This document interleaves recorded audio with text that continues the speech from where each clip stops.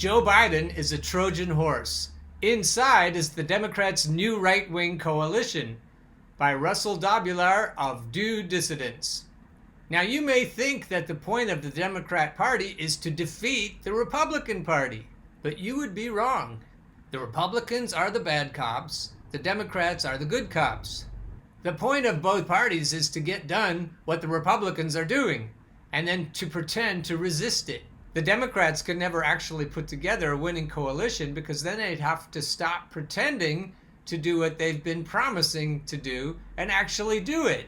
Here's where I actually start reading Russell's article.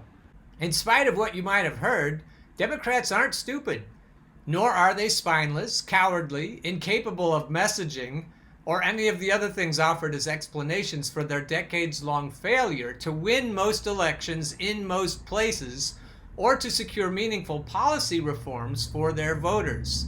In the now famous words of Marco Rubio, spoken during his campaign-ending broken robot moment on the 2016 debate stage, let's dispel with this fiction that Barack Obama doesn't know what he's doing. He knows exactly what he's doing. Yes, he does. And so does the rest of the Democratic Party. If you understand the Democrats as a party whose first priority is to win elections and then serve their voters once in office, then you have to look for far-fetched explanations for their actions, which often appear to be completely at odds with those objectives. What party eager to win over the middle of the country would repeatedly vote to make a wealthy San Francisco doyenne like Nancy Pelosi their speaker? She's a walking advertisement for the image of Democrats as a party of out-of-touch elites, more concerned with arcane speech codes than labor laws. But if you understand the Democrats as a party primarily concerned with raking in big bucks from wealthy donors while drawing enough superficial distinctions with their opponents to maintain their identity as a separate party, then everything they do is pretty frickin' brilliant, like forcing Joe Biden on their voters. Let's be absolutely clear. Bernie Sanders would undoubtedly have been the party's nominee this year without the interference of its leadership. A lot of ink has been spilled about the failings of Bernie 2020, and some of those points are valid. But let's not forget that Sanders won the first 3 states in the primary calendar, all while facing unprecedented hostility from the corporate media and party elites. So clearly he did a lot of things right. No other candidate has ever won the first 2 states without going on to secure the nomination, much less all 3. But no other candidate so universally feared and loathed by the money people and the consultant class has ever gotten so close to the big prize.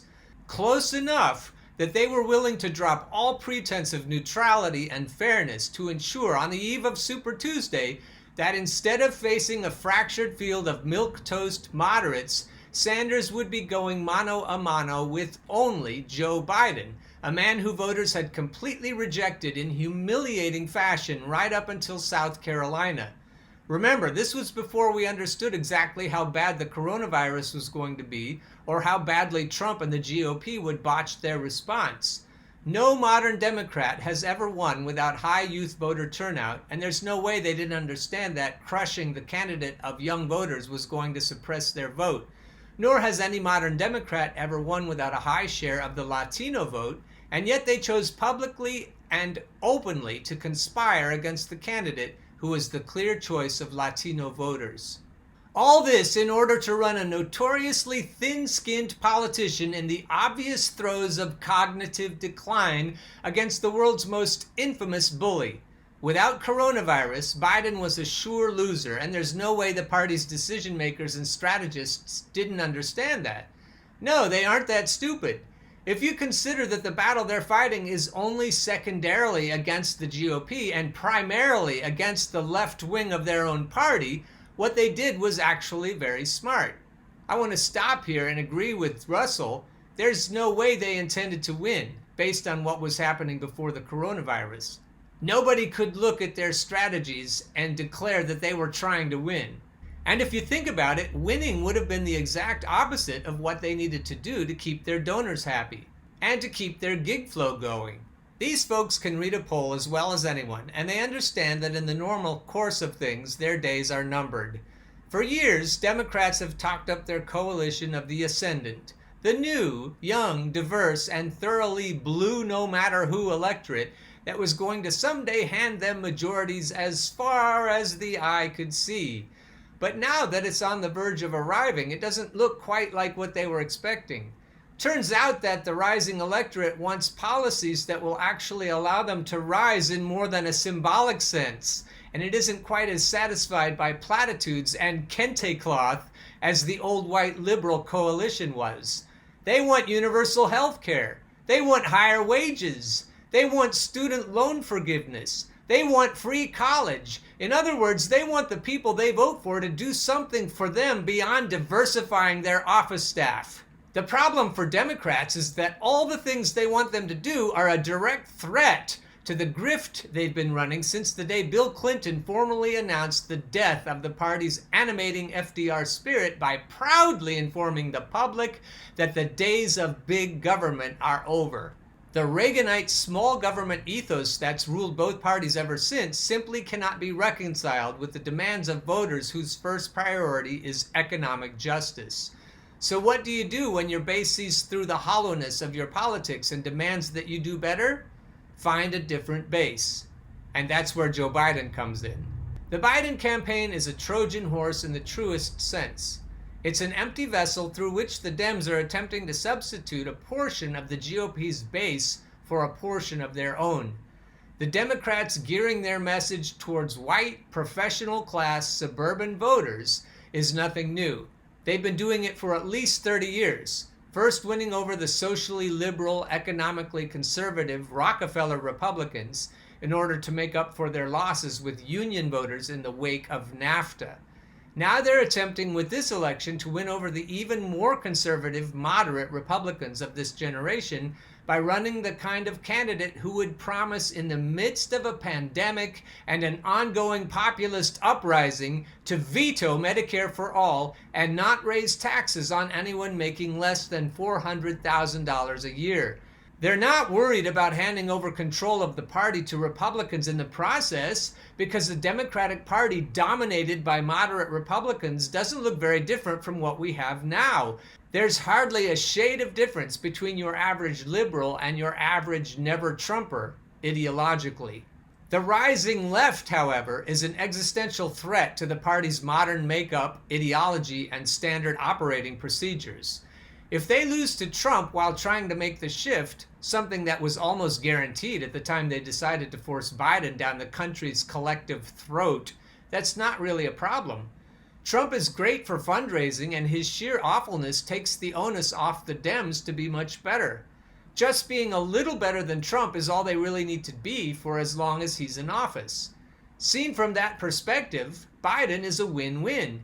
They either crush the left by assembling a new, even more conservative coalition, or they once again scapegoat the left for their losses and spend another 4 years pretending the country didn't go to shit until January 20th, 2017. So if you're a deeply corrupt member of the fake left half of the country's ruling elite, where's the downside? It's nothing but upside for everyone except the voters. There's only one flaw in this plan. It doesn't take into account the dangers of breaking the social contract so severely that the population becomes ungovernable. Insert pictures from Portland here.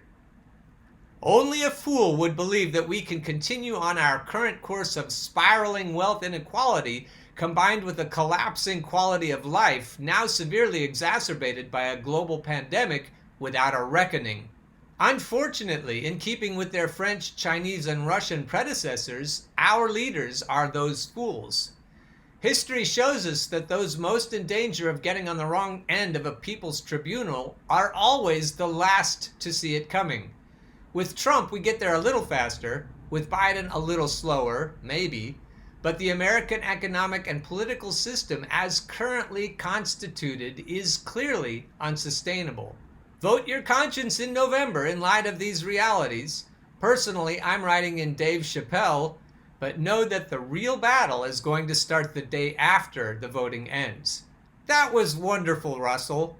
I have to say that the real battle is already starting in places like Portland and Minneapolis. I think the combined racial justice, economic justice protests that are happening are what's going on. I think that's the real battle. I think the feds know it. So writing in Dave Chappelle or voting for Howie Hawkins, I don't think that's the real battle. I think the real battle is going to happen in the streets. And I hope to see you there. You, Christopher, and Keaton. I hope to see you all in the streets with your signs.